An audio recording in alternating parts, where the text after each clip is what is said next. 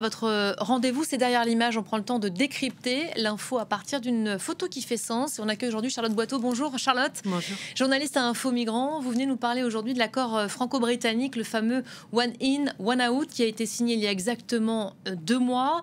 Un accord qui prévoit notamment de renvoyer des migrants depuis l'Angleterre vers la France pour lutter contre l'immigration irrégulière. Alors on voit bien sur la photo que vous avez choisie, elle va s'afficher à l'écran, qui montre justement cette traversée irrégulière dans la Manche pour rejoindre l'Angleterre.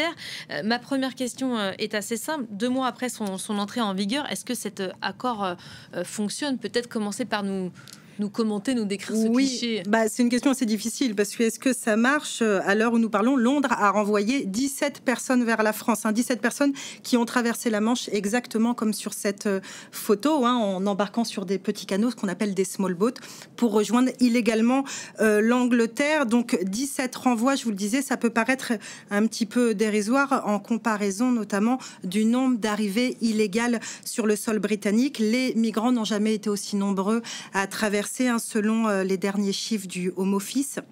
Nous sommes à plus de 33 000 arrivées entre le 1er janvier et le 31 septembre. En fait, c'est un record. C'est du jamais vu pour cette période de l'année. Pour rappel, vous l'avez dit, cet accord prévoit de renvoyer des migrants donc, qui sont arrivés illégalement par canot au Royaume-Uni vers la France, qui va bloquer de facto leur accès au système d'asile britannique. Et en contrepartie, le Royaume-Uni s'engage à accueillir légalement des étrangers qui se trouvent en France. C'est un peu une expulsion contre une entrée en somme. Donc pour résumer, à la date d'aujourd'hui, le Royaume-Uni a renvoyé 17 migrants vers la France, dont une majorité d'Afghans, et a accepté en retour l'arrivée d'une famille de 3 personnes qui se trouvaient en France, mais dont la nationalité n'a pas été précisée. Bon, pour un accord qui se voulait dissuasif, on est tenté de dire que c'est un peu raté. 17 migrants expulsés, c'est pas beaucoup quand même. Oui, c'est assez peu, d'autant que les traversées n'ont jamais été aussi, n'ont jamais cessé depuis la signature de cet accord. En témoigne cette photo qui a été prise le 27 septembre. Mais il faut préciser que c'est un projet pilote, cet accord One In, One Out. C'est assez inédit. Il n'est pas étonnant qu'il faille un petit peu de temps pour le mettre en place. Nous avons quand même contacté le ministère de l'Intérieur français, le Home Office, donc l'Intérieur britannique, l'OFII, l'Office français pour l'immigration et l'intégration. C'est un peu l'organe du ministère de l'Intérieur qui est chargé de superviser, on va dire, le versant français de cet accord. Nous avons contacté tous ces bureaux pour essayer d'y voir plus clair et pour savoir pourquoi il y avait aussi peu de renvois depuis 2 mois. Alors, c'est pas simple d'avoir des détails sur cet accord. Ce que l'on sait, c'est que la sélection côté anglais prend du temps. Il y a d'une part des migrants dont les expulsions ont été bloquées par des juges britanniques, par voie de justice. Il y a aussi sans doute des dossiers rejetés par la France. Pourquoi? Parce que concrètement, comment ça se passe? Londres va envoyer des propositions de candidats aux autorités françaises et elles vont espérer que Paris valide ces propositions de candidats. Selon une source qui a parlé à nos confrères de Mediapart, il y aurait environ 50 dossiers envoyés par semaine aux autorités françaises, qui regarde si en fonction de certains critères, ces personnes peuvent être réadmises sur le sol français. Alors c'est quoi ces critères si importants pour la France? Nous avons demandé à Didier Lesky, le directeur général de l'OFII, et il nous a dit que c'était clairement l'aspect sécuritaire. Les autorités françaises peuvent bloquer un dossier proposé par Londres si elles estiment que le migrant qui va revenir sur le sol français constitue une menace pour la population. Comment, Charlotte, sont choisis les candidats? Alors, les autorités britanniques sélectionnent des personnes qui sont toutes arrivées illégalement par la Manche. Elles doivent avoir plus de 18 ans. Elles peuvent être arrivées seules ou en famille. Et les personnes sélectionnées ont vu leur demande d'asile jugée irrecevable. Voilà, vous voyez à l'écran. Alors, c'est un petit peu technique, cette histoire de recevabilité, mais c'est important parce que c'est dans ce terme que se cristallise toute la complexité de l'accord. Nous avons demandé au Home Office qu'est-ce que ça veut dire une demande d'asile jugée irrecevable. Ils nous ont répondu une demande d'asile est irrecevable quand, 1, la personne, le migrant, a déjà un dossier d'asile dans un autre pays, ou quand, 2, elle a traversé un pays sûr pour se rendre au Royaume-Uni. Et c'est ce point qui est intéressant parce que la France est un pays sûr, comme tous les pays de l'Union européenne. Autrement dit, tous les migrants qui traversent la Manche depuis le littoral français sont potentiellement réexpulsables vers la France. Alors, ce qu'on ignore, c'est pourquoi le Royaume-Uni choisit certains migrants et pas d'autres en vue de leur expulsion vers la France. Et c'est ce flou en fait qui entretient surtout la peur chez les migrants en ce moment. Donc peu de migrants renvoyés en France. On ne sait pas sur la base de quels critères. Est-ce qu'on sait répondre à la question de comment se passe le retour ?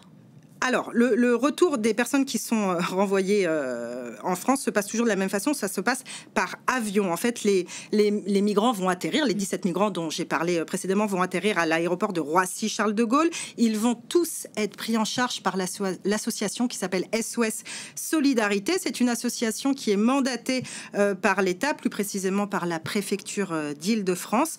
Et cette association va offrir aux migrants une aide d'urgence de 3 jours. Nous les avons appelés pour savoir comment ça allait se passer. Donc concrètement, cette aide d'urgence, elle s'articule autour d'un hébergement dont le lieu est tenu secret pour des raisons de sécurité. Les migrants peuvent aussi bénéficier d'un suivi infirmier, d'un bilan sanitaire. Ils ont accès à Internet. Ils peuvent même se voir offrir une carte SIM s'ils veulent contacter leurs proches. En fait, c'est un temps de répit de 3 jours. Mais au terme de ces 3 jours, les migrants expulsés doivent ensuite rejoindre des CAES. Ce sont des centres d'accueil et d'évaluation des situations. Ce sont des centres qui existent déjà sur le sol français pour s'occuper des migrants. Et c'est là que leur avenir devient un peu incertain. Parce que c'est là ils vont se voir offrir 2 options. Soit ils choisissent le retour volontaire pour entrer dans leur pays d'origine, soit ils peuvent déposer un dossier d'asile. Mais si les 2 choix sont refusés, les migrants expulsés s'exposent alors à recevoir une OQTF, une obligation de quitter le territoire français, et pourraient faire face à une expulsion forcée. Alors pour l'heure, j'ai demandé à Didier Lesky, le directeur de l'office qui avait choisi les 17 personnes qui viennent d'être envoyées en France. 4 ont répondu pour l'instant et les 4 premières personnes ont choisi de déposer une demande d'asile.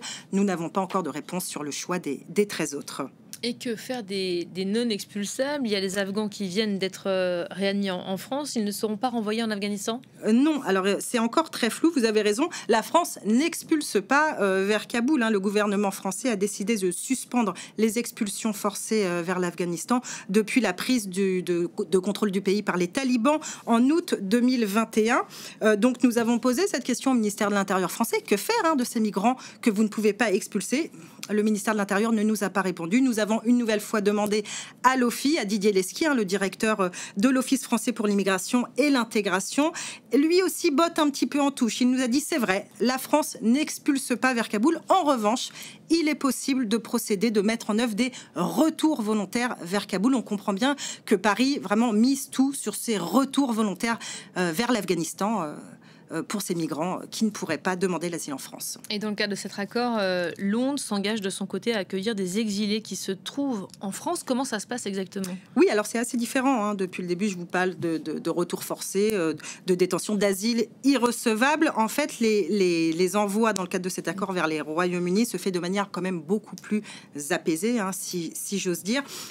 Tout fonctionne sur une approche individuelle. Concrètement, les migrants qui se trouvent en France et qui veulent aller au Royaume-Uni doivent remplir un questionnaire en ligne, avoir des papiers d'identité valide, un passeport valide, et doivent avoir un lien d'attache avec le Royaume-Uni. Et c'est un détail très important, puisqu'une personne qui n'a pas de membre de sa famille au Royaume-Uni a quand même très peu de chances d'être éligible au programme. Mais pour les autres, si cette première démarche est acceptée, le consulat britannique en France va convoquer le migrant, va pouvoir lui délivrer un visa et lui payer un billet d'avion pour rejoindre légalement le Royaume-Uni. Je précise que Paris n'a aucun droit de regard sur les dossiers sélectionnés par le consulat britannique. Mais là encore, derrière cette vitrine très théorique se cachent beaucoup d'interrogations. Combien de candidats ont déjà rempli ce questionnaire? Combien le connaissent?